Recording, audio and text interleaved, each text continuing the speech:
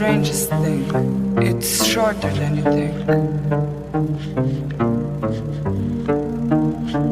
No think is shorter than you.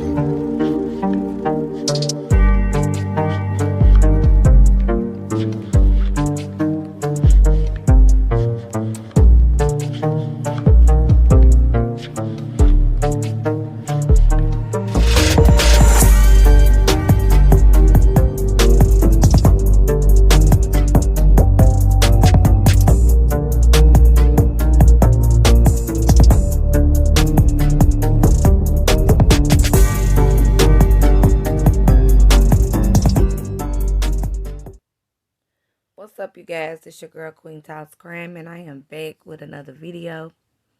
Shout out to all of my subscribers, my supporters, my members, my moderators, and my old and new subs. Okay, so we're going to be touching on Jelani Day. We're gonna talk about the third autopsy and a little bit about the first and second one, because there are questions, and we the people, we got questions, and we trying to understand. Okay. Now, before I get into this video, I'm going to let all of you guys know that we are juggling multiple cases. So the videos that's coming out are going to be on different cases. Y'all already know how we do. We don't just remain on one whole case. We deal with all crimes. We deal with murder, homicide, kidnap, abduction, missing people, all crime. We don't leave anything out. Okay? We don't leave anything out. So, like I posted on my community wall, we will be dealing with multiple cases. All right? And a lot of my supporters already know if there's anything that you want me to touch on, or that you want to hear my thought process on, you can email me at futurequeens2018@gmail.com, and that's under every description of every video. So that's how y'all can contact me. After this video, be expecting a video concerning Summer Wills, because we've got comments about Jody Sue's report of times, which is very important. I told y'all, so we're going to discuss that on the next video coming out. Okay, so I just want to let y'all know that that's coming, because those times raise more questions for your girl. All right, so thank you for that. Also, I had let me address, there was an individual that thought it was okay to comment,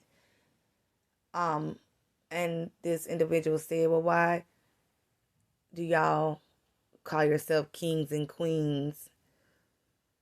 Majority of everybody is poor. Well, first of all, let me just say this. In different cultures and beliefs, we are all kings and queens. If you refer yourself to anything less than, that is completely on you. But your comment was erased because you cannot presume or assume that everyone that refers themselves as a king or a queen is poor. So that was very prejudiced. So at the end of the day, screw you. I don't give a damn. I am Queen Talks Crime. I will remain Queen Talks Crime. And that's been my name for years. A lot of people just call me Queen. That's tattooed on my chest. It's been my name forever. That's my nickname. And I know I am a queen. My subscribers, women, are queens. My subscriber men are kings. That's how I look at them, and that's how I refer to them. A lot of people in their beliefs, they refer to themselves as all kings and queens. Okay? So at the end of the day, if you got a problem with a name, hit the unsubscribe button and take your ass on. If you got a problem with anything, moving right along. And what you commented had nothing to do with any video. So at the end of the day, that's what it is. That's what it's going to be. All right, so let's get into the video. So Father Flager told me he refuses to allow Jelani's case to slip through the cracks, vowing to help the family in their search for answers. Why is this being ignored? It's a case that caught the attention of St. Sabina leader Father Michael Flager. The more I started to read and listen, I got angry because it seemed to me, from what I've read and what I've learned, and then speaking with his mother, that this boy was killed. Here's this African-American woman feeling she hasn't got the help of the local government or law enforcement who are responding to her as if her son's life wasn't valuable. Earlier this week, the LaSalle County coroner said Day's cause of death is drowning because Day was found in the Illinois River. Jelani knew how to swim. Doesn't even make sense. Day's mom tells... So let's pause right there because there is a question that I have. So the third autopsy revealed that the cause of death was drowning. And I want to say, if I'm correct, hey, correct me if I'm wrong, the second autopsy was said drowning. Well, as Karen just said, Jelani could swim. Okay, we'll take that under consideration. Now, it's possible he was incapacitated to where he could not swim and save his life. If he was injured to a certain extent, or if he was hurt to a certain extent where he could not get himself up out the water and save himself, that could be a possibility as far as the drowning. If I hurt you and injure you bad enough when I toss you in the water, you can drown because you're so hurt you're not able to swim to safety. And you sit there and you sink in and you drown. So that's a possibility. Now, the question is, the second autopsy said that the organs were, a lot of the organs were missing and mush. So the question is, because they never talked about the lungs. How was the lungs? And what condition was the lungs in? Because if you're saying he drowned, then there had to be water in the lungs for you to have a manner or cause of drowning. The cause is drowning. Well, how was the lungs? What was the condition of the lungs to determine that? We have yet, when the second autopsy referred to the lungs, to the organs being missing and mush, what organs are you referring to? Because y'all are saying he drowned. So how was you able to determine that with messed up organs or injured organs or organs that were missing or organs that was mushed? That's the question. Okay, that's a valid question. Also, the second autopsy said he did not receive all of Jelani's body. So, question is, if you did not receive all of Jelani Day's body, how are y'all able to determine what y'all are determining? Stay with me now. Stay with me. We're doing logical and critical thinking here. How are you able to determine such things if y'all are claiming y'all didn't get all of his body, all of his organs, all of his body parts? Also, the family, after the second autopsy, and he revealed his findings of what he didn't have, the family also put out statements saying the same thing. That the state, the first coroner, kept body parts and said they was so mush and not viable. Nothing he could do with it. So, question is, did the state office turn into the second pathologist all the rest of Jelani's body parts and organs that was mush? Did he give those up? Because there was a third autopsy. So, did they get to the second coroner, and are they getting to the third coroner? Did the state give up the body parts and the organs that were mush that y'all claiming that y'all did not have? Did the state give those up to the second and third pathologists? Did the state give y'all what they kept? Because it was said that the state kept things. And we already knew that the state was doing a lot of foul and vile things that they had no business doing with Jelani's body. So, did he turn those things over? Also, being that the state withheld body parts, evidence, organs, will they be held liable? Will they be brought up on any charges? Okay? Because when you release a body, you release everything that goes with that body. You don't keep or tamper with anything. So will the state, the first pathologist, the first coroner that had Jelani's body for 20-something days, will he be held responsible? Will he be held liable? Will something be done about you withholding body parts of a young man that you released and tamper with evidence? Let's keep going. The I-team, she wanted a third autopsy done to understand how her son died and to be sure that the body found in the river is in fact Jelani. So Father Flager hired local private investigator and forensics expert Sergio Saratella and his team to help this mom get answers. The first thing we did when we examined the body was look for external signs of trauma. So I'm looking for lacerations, incisions, broken bones, gunshot wounds. Saratella says while his team did not find any obvious signs of external trauma to the body, he says it's impossible to say there was no harm done at this point. The fact is, Mother Nature dealt us a very difficult hand.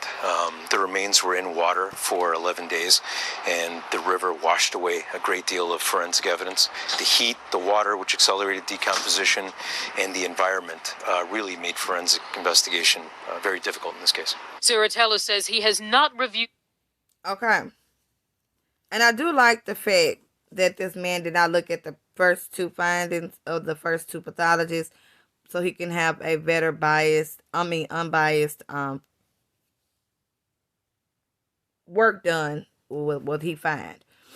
So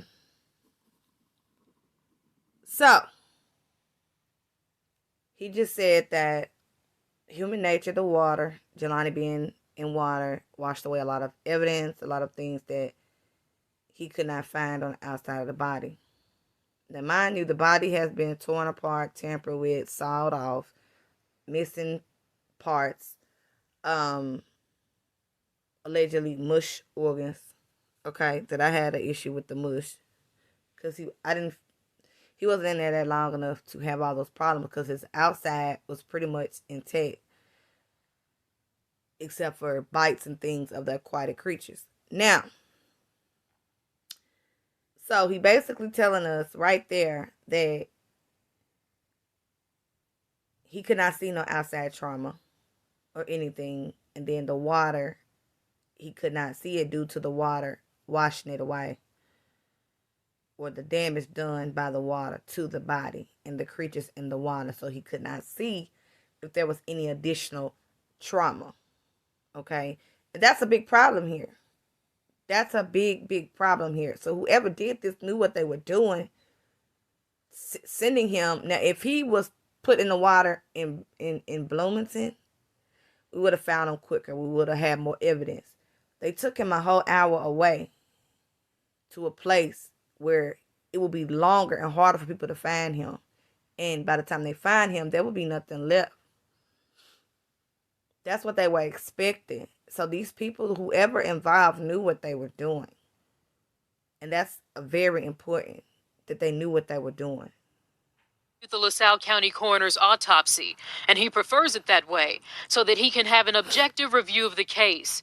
But he says even if the cause of death is drowning, that doesn't tell us how they drowned or if someone was responsible. The other thing that I did was obtain DNA samples, and that's used to confirm the identification of the remains. Saratella says there's one piece of evidence his team is still searching for that could be a game changer in this case.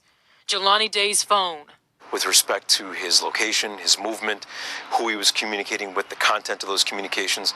I really think that if we can find his phone, digital forensics will advance this investigation in a major way. Let's pause right there. I just did a video. We found his cell phone. Cell phone was found. There's problems with that. We want the FBI to look in the phone. The mom requests the FBI and the state police and the city police don't touch it. Mama don't want y'all to touch it because y'all have not been handling the case appropriately and y'all are not doing your job correctly. Whatever it's for, whether it's prejudicial or whatever your reasons are, y'all messed up this case. So she does not trust y'all doing anything with his phone. So she wants the FBI to deal with the phone. Now, the phone, when we talked about it, was damaged. Allegedly. Okay? Because it was on the outside of the interstate. Now, if it was on the interstate, then of course, we would assume that there is damage to the phone. Because it's out there on the ground. People are probably rolled over it and other things. It was probably thrown out. So, how much can we find out from a damaged phone? Was messages erased? Was contacts erased? Were things that the phone get rambled through, which I would assume that whoever did this to Jelani already went through his phone, erased contacts and messages before they threw it out. So what good is that phone going to do?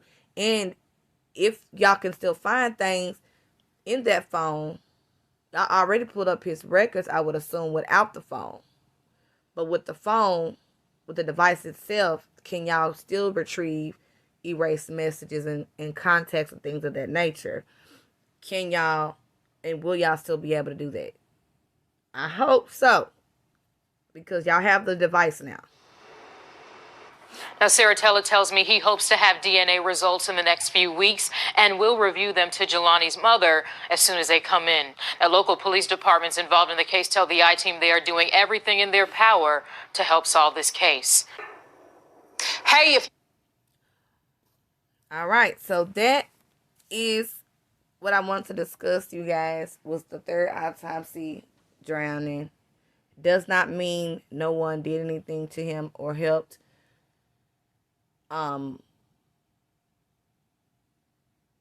It could still be murder. His cause is just drowning. We don't know the manner yet, okay? So, that's what we're trying to find out. So, we're going to wait and see what the cell phone, if they can pull anything from the cell phone, what is that going to tell us? That should be able to tell us who's the last people Jelani was with, who was the last people he was talking to. Was he supposed to meet someone out there? Did he drive out there? Who did he meet at the dispensary? What did they talk about? Did they talk about where they was going to go? What they was going to do? What time they was meeting up? Who was meeting up with? Were they bringing someone? Was it multiple persons he was meeting up with? Was it one individual he was meeting up with? What will this cell phone tell us? Because that's what's very important. Because we're not getting much from the body itself. They still can't even determine murder here. When we know by all his belongings being thrown around all over between two different cities, that it's obviously foul play here. His items was thrown all over the city, so we know there's foul play without a shadow of a doubt. The problem is determining that. I love y'all. Make sure y'all like, share, subscribe, comment down below. If you have any questions, comments, or concerns, your girl Queen Talks Crime is out, and I will be back with another video. Peace.